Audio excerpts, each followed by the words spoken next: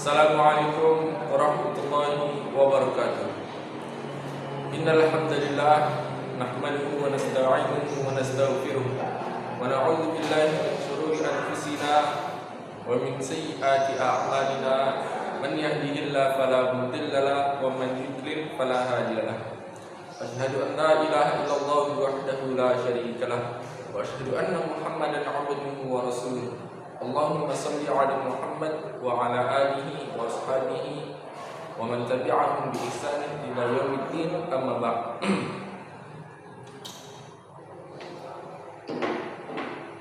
Saudaraku seiman yang insyaallah dirahmati oleh Allah Subhanahu wa taala. Pertama-tama adalah kita panjatkan puja serta puji syukur kita atas kehadiran Allah Subhanahu wa taala yang telah memberikan kita nikmat dan hidayahnya sehingga kita dapat berkumpul, sehingga kita dapat meneruskan kehidupan kita dalam keadaan seorang muslim. Dan semoga Allah mewafatkan kita nanti sebagai seorang muslim juga. Salawat serta salam semoga selalu tercurahkan untuk Nabi kita, guru besar kita Nabi Muhammad SAW, dan telah membawa umat manusia dari alam kegelapan menuju alam yang terang benderang, yang telah mengajarkan manusia bagaimana hakikatnya untuk beribadah kepada Rabbnya Allah Subhanahu wa taala.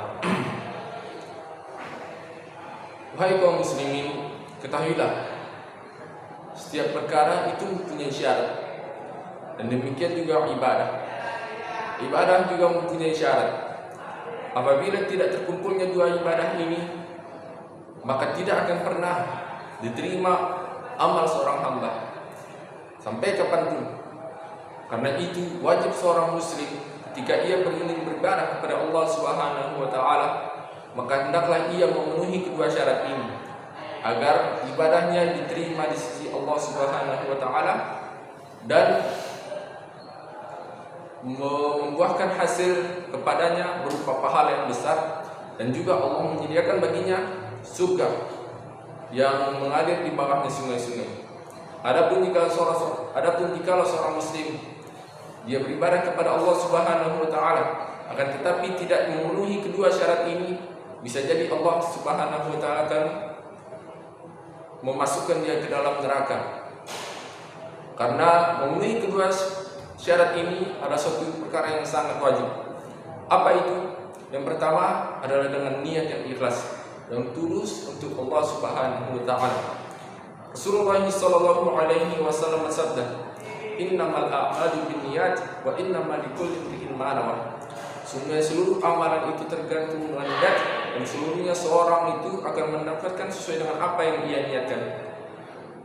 Wa man kanat hijratuhu ila Allah wa rasulih, dan maka barang siapa yang hijrahnya, kemudian Rasulullah sallallahu alaihi wasallam memberikan sebuah perumpamaan.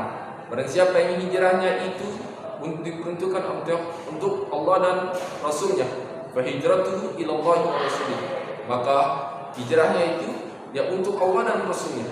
Wa man kanat hijratuhu lidunya yusibuha, kemudian Rasulullah SAW memberikan perumpamaan lagi bagi orang-orang yang tidak ikhlas kepada Allah. Wa man kanat hijratuhu lidunya yusibuha, barang siapa yang beribadah atau barang siapa yang berhijrah untuk perkara dunia, ayyuha'atin yantihuha, ataupun karena wanita yang ingin dinikahinya, fahijratuhu ila ma hajar ilaih, maka hijrahnya itu akan kembali kepada apa yang diniatkan. Maka yang pertama yaitu adalah dalam ikhlas. Barang siapa yang dalam ibadahnya dia tidak meniatkan untuk Allah, maka dia tidak akan pernah mendapatkan pahala. Barang siapa yang meniatkan dalam ibadahnya untuk selain Allah, misalkan dia sujud untuk kepada Tuhannya ataupun untuk kepada syaitan, maka sampai kapanpun ibadahnya ini tidak akan pernah diterima. Dan juga Allah akan memberikan dia dosa yang sangat besar, itu berupa dosa kesyirikan, dan akan memasukkannya ke dalam surga dan ia kekal di dalamnya antara dia telah menyekutukan Allah Subhanahu wa taala. Syarat kedua yaitu adalah dengan ittiba'un Nabi sallallahu alaihi wasallam, yaitu dengan mengikuti sunnah-sunnah Nabi sallallahu alaihi wasallam. Rasulullah sallallahu alaihi wasallam bersabda, "Man ahdatsa fi amrina hadza ma laysa minhu fa huwa qad." Dalam riwayat lain, "Man 'amila 'amalan laisa 'alaihi amruna fahuwa qad." Barang siapa yang telah mengerjakan suatu amalan atau barang siapa yang telah mendatangkan suatu amalan dan kemudian amalan itu tidak pernah kami ajarkan dan bukan dari urusan agama ini, maka amalannya akan tertolak. Hadirin seluruhnya, kaum muslimin yang insyaallah dirahmati oleh Allah Subhanahu wa taala. Kedua syarat tadi wajib bagi seorang muslim untuk memenuhinya ketika ia ingin beribadah. Jika tidak terpenuhi, maka sampai kapanpun amalan ibadah seorang muslim itu tidak akan pernah diterima.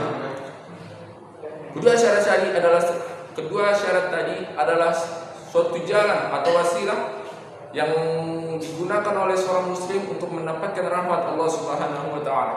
Karena tanpanya rahmat, maka seorang itu tidak akan masuk surga. Sebagaimana yang disabdakan oleh Rasulullah sallallahu alaihi wasallam, bahwasanya seorang muslim itu tidaklah masuk surga disebabkan karena amalan mereka, melainkan karena rahmat Allah, melainkan karena niat mereka, melainkan karena ridha Allah.